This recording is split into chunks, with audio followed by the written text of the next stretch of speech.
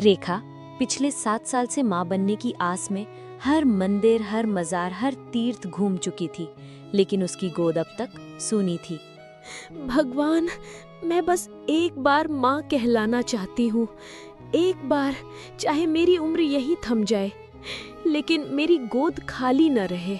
बस कर ये नौटंकी रेखा, भगवान भी तंग आ गए होंगे तेरे रोने से। 7 साल हो गए, तेरे नसीब में माँ बनना लिखा ही नहीं है। माँ जी, मैं सच में कोशिश कर रही हूँ। मंदिर, डॉक्टर, सब जगह।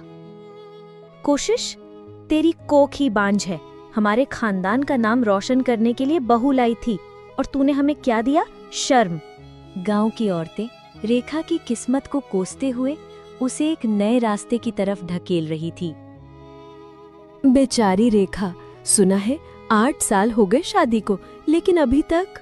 हाँ, सुना है पंडित देवगिरी तांत्रिक के पास जाए तो बच्चा हो जाता है। उसने तो कई बांझ औरतों की झोली भर दी है। रेखा, तू क्यों अपना जीवन यूं बर्बाद कर रही है? जा तांत्रिक बाबा के पास, वो चमत्कार कर देते हैं।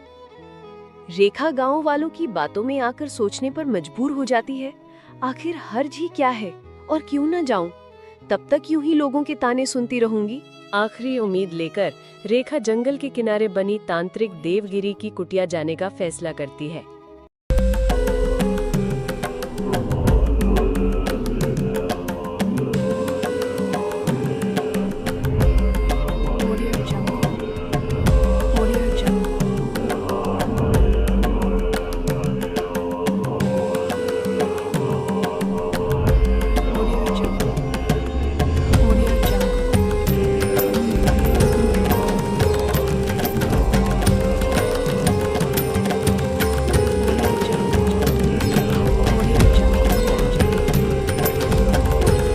बाबा, मैं आपके पास बहुत उम्मीद लेकर आई हूँ। बाबा, मुझे माँ बनना है और आप तो सबकी समस्या का हल निकालते हो, मेरी भी मदद कर। तुम्हारा भाग्य बहुत भारी है। तुम्हारी कोख पर काली छाया है, लेकिन एक उपाय है। कैसा उपाय बाबा? पूर्णिमा की रात नदी किनारे तुम्हें एक नवजात का रक्त चाहिए होगा, तभी तुम्हारी कोख हरी हो पाएगी। नवजात? ये तो पाप है। पाप और पुण्य का फैसला इंसान नहीं, परिणाम करता है। अगर बच्चा चाहिए तो बलिदान देना ही होगा। पूर्णिमा की रात रेखा और तांत्रिक अंधेरे में किसी और की कोख से निकले जीवन को छीनने निकले।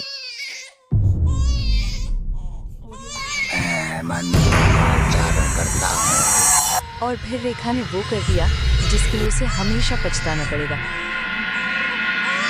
सच सच बताओ, किसने मारा उस बच्चे को? नहीं तो एक एक को डंडे मार मार के पूछूंगा।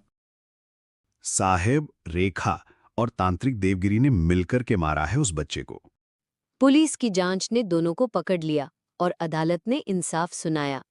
मानवता के खिलाफ ऐसा अपराध करने के लिए रेखा को उम्र कैद और तांत्रिक देवगिरी को उम्र कैद की सजा दी जाती है।